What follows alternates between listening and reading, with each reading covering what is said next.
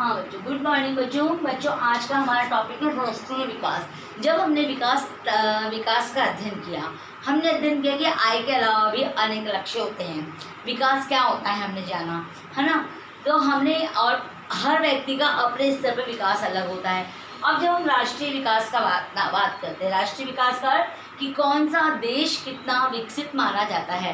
जब हम राष्ट्रीय विकास की बात करते हैं तो राष्ट्रीय विकास को हम किस आधार पर समझ सकते हैं कि राष्ट्रीय विकास होगा किसी देश का राष्ट्रीय विकास। अगर आमतौर पर हम देखें तो हम पाते हैं कि राष्ट्रीय विकास को आय से मान लिया जाता है कि जिस देश में जिस देश के निवासियों की आय अधिक है उस देश का वो देश विकसित है। तो बच्चों ये बताओ मुझे, आय से आप कैसे मापन कर सकते हैं। हर देश की अपनी जनसंख्या अलग होती है और हर व्यक्ति अपने अनुसार कमाता है। कोई व्यक्ति है 10,000 कमाता है, कोई व्यक्ति लाख कमाता है, तो कोई करोड़ कमाता है। तो क्या इस आधार पर आप राष्ट्रीय विकास निकाल सकते हैं। तो हमारा ये मानना है, मतलब हमारे जो विद्वान हैं, अर्थशास्त्री हैं, उनका मानना है कि केवल हर देश की जनसंख्या बिल्कुल अलग अलग होती है, तो आय को हम आधार मान के किसी भी देश का राष्ट्रीय विकास नहीं निकाल सकते हैं। इसके लिए क्या होता है, अब हम किसी चीज़ को देखते हैं, अगर मैं पूछूं कि आपकी विशेषता क्या है, तो हम उसके 1 या 2 पॉइंट्स को देख लेते हैं, हाँ उसको विशेष मान लेते हैं ना। जैसे आपकी क्लास में किसी बच्चे की राइटिंग अच्छी है तो हम उसको विशेष मान लेते हैं कि इस बच्चे की राइटिंग अच्छी है, ये बच्चा अच्छा होगा मान लेते, चाहे वो है नहीं। कभी कभी ऐसा होता है कि जिसकी बहुत अच्छा लेखन होता है परंतु उसका पढ़ाई बिल्कुल गायब होती है। तो 1 या 2 लक्ष्य के आधार पर किसी भी हम राष्ट्रीय विकास जैसे तत्व, राष्ट्रीय विकास जैसे टॉपिक को क्लियर नहीं कर सकते हैं। तो क्या राष्ट्रीय विकास केवल बहुत अधिक आय होना है, ठीक है। किसी देश के व्यक्ति हैं जो उपभोग पर अधिक खर्च करते हैं, तो कई लोग इस उपभोग को ना महत्व देते हैं कि जिस देश के लोग अधिक उपभोग करते हैं वो देश विकसित हो सकता है। इस चीज़ को हम मान सकते हैं। लेकिन क्या उपभोग करना, केवल एक उपभोग को हम विकास का आधार मान सकते हैं। तो आखिर सवाल उठता है कि विभिन्न देश और विभिन्न राज्यों के मध्य इस बात की कैसे पुष्टि की जाए कि वो देश कोई बहुत बड़ी रूप से विकसित है।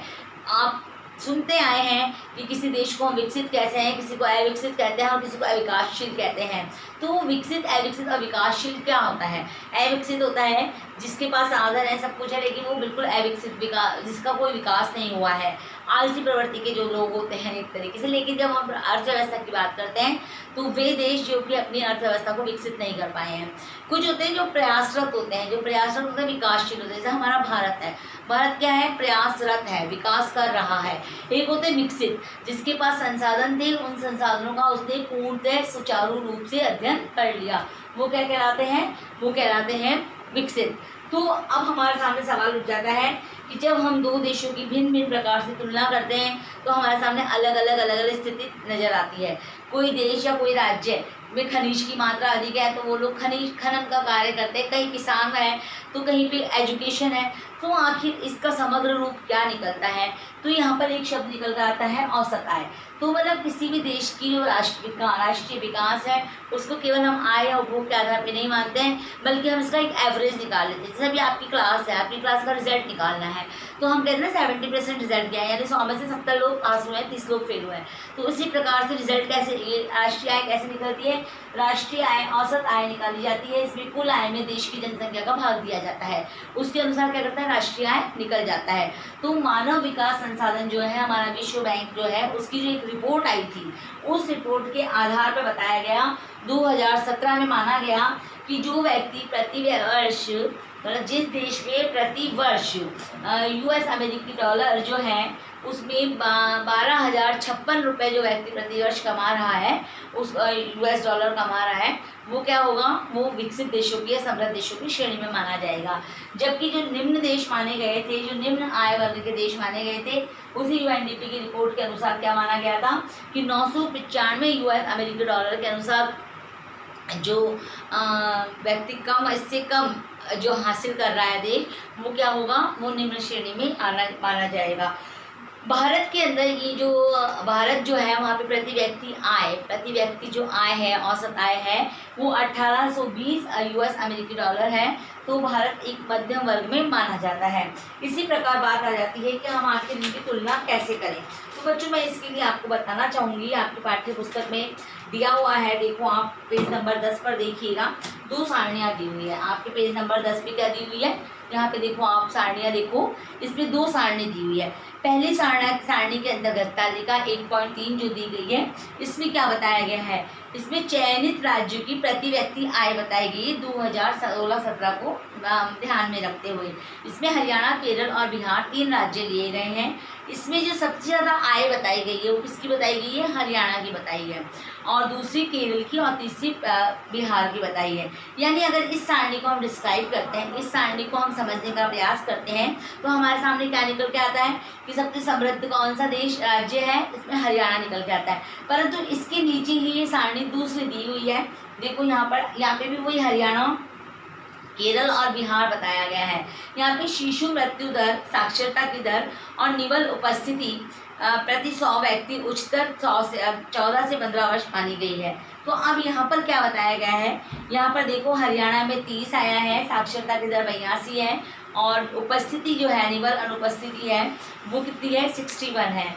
केरल में शिशु मृत्यु दर 10 मानी गई है, साक्षरता की दर 94 मानी गई है, और निवल उपस्थिति 83 मानी गई है। बिहार में 35, 62 और 43 मानी गई है। तो इस सारणी से आप क्या अनुमान लगाते हैं, इस सारणी से अनुमान लगता है कि 2017 में जो भारत की स्थिति थी वो क्या थी कि प्रति 1000 व्यक्ति पर हरियाणा में कितने बच्चे एक्सपायर हो जा रहे थे, शिशु मृत्यु दर क्या थी, 30 बच्चे, जबकि केरल में और बिहार में 10, क्रमशः 10 और 35 बच्चे। यानी सबसे ज़्यादा कम बच्चे कहाँ पे मर रहे थे, शिशु मृत्यु दर कहाँ थी, केरल में। यानी चिकित्सा सुविधा कहाँ ज़्यादा है, केरल में। साक्षरता की दर कहाँ ज़्यादा है, केरल में। देखो आप, हरियाणा में 82%, केरल में 94% और बिहार में 62%। यानी शिक्षा के क्षेत्र में सबसे पिछड़ा हुआ कौन हो गया, केरल। शिशु मृत्यु दर में सबसे पिछड़ा हुआ कौन हो, शिक्षा के क्षेत्र में सबसे पिछड़ा हुआ कौन हो गया, बिहार। शिशु मृत्यु दर में सबसे पिछड़ा हुआ कौन हो गया, बिहार। और निवल उपस्थिति में सबसे पिछड़ा हुआ कौन हो गया, बिहार। यानी कि कुल मिलाकर जो उपस्थिति यहाँ पे विद्यालय जाने वाली संख्याओं का नाम है, तो कुल मिलाकर इस सारणी को जब हम देख रहे हैं तो इस सारणी में भी सबसे पिछड़ा हुआ राज्य कौन सा आ रहा है, बिहार आ रहा है। ऊपर वाली सारणी में बिहार आ रहा है, लेकिन यहाँ पे हमने किसको आधार माना है, यहाँ हमने शिशु मृत्यु दर को माना है। तो जहाँ प्रति हजार बच्चों पर शिशुओं पर 10 बच्चे अगर एक्सपायर हो रहे हैं तो वो क्या है, वो शिशु मृत्यु दर है। यानी यहाँ पे चिकित्सा सुविधाओं का अभाव नहीं है। तो हम इस प्रकार से जब देखते हैं कि केरल में क्या है, केरल में चिकित्सा सुविधा भी अच्छी है, साक्षरता की दर भी अच्छी है, और 14 से 15 वर्ष के आयु जो बच्चे स्कूल जा रहे हैं उनकी संख्या में भी 83% वो है। यानी कि शिक्षा के क्षेत्र में, स्वास्थ्य के क्षेत्र में और साक्षरता के क्षेत्र में कौन आगे है, केरल। यानी विकसित कौन सा हुआ, केरल। जबकि बिहार क्या है, बिहार 3rd है, फर्स्ट मतलब सबसे लास्ट में है। तो इस प्रकार हम क्या निकाल सकते हैं बच्चों, हम किसी भी राज्य का विकास निकाल सकते हैं। अब देखो क्या स्थिति होती है, केरल जो है वो क्या है, एक समृद्ध राज्य है और वहाँ पर एजुकेशन को लेकर बहुत अच्छा विकास हुआ है। जहाँ एजुकेशन है वहाँ पे चिकित्सा सुविधाएं भी होगी, और जहाँ पर चिकित्सा सुविधा अच्छी है, जहाँ पर एजुकेशन अच्छी है, नेचुरल है कि वहाँ पर सोर्स ऑफ इनकम भी होंगे। और वो सोर्स ऑफ इनकम ही केवल आय का साधन नहीं है, बल्कि आप वह उसको कहाँ कर रहे हैं, क्या आप उपभोग कर रहे हैं, ये भी। अब देखो जैसे एक व्यक्ति है, सपोज करो, मैं आपको नॉर्मल बात समझाती हूँ आपके पाठ्य पुस्तक से हटके, वो 10,000 रुपये कमा रहा है, लेकिन वो 10,000 रुपये गलत कार्यों में खर्च कर दे रहा है ना। दूसरा परिवार है, वो भी 10,000 रुपये कमा रहा है, लेकिन वो 10,000 रुपये को अपनी एजुकेशन पे, अपनी चिकित्सा पे खत्म कर रहा है। तो कि कौन सा देश विकसित है, जब कमा दोनों ही बराबर रहे हैं 10, तो विकसित कौन सा हुआ, जो एजुकेशन पर विकास पे खर्च करता। तो आप समझो इस चीज़ को, कॉन्सेप्ट को क्लियर करो। रट तो आप बहुत अच्छा लेते हो, रटना नहीं है, समझना है। तो ये कॉन्सेप्ट क्लियर होगी, राष्ट्रीय विकास हमारी नजरों में क्लियर हो गया है। तो हम पूरा समझ गए हैं कि राष्ट्रीय विकास क्या होता है और किस प्रकार से इसको औसताई के थ्रू निकाला जाता है। विश्व बैंक की रिपोर्ट क्या कहती है, प्रति व्यक्ति आय दर कैसे निकाली जाती है। तो आपको ये सब चीज़ें समझनी है और इस चैप्टर के कुछ आंसर्स भी आपको पढ़ने हैं। दैट्स क्लियर बच्चों।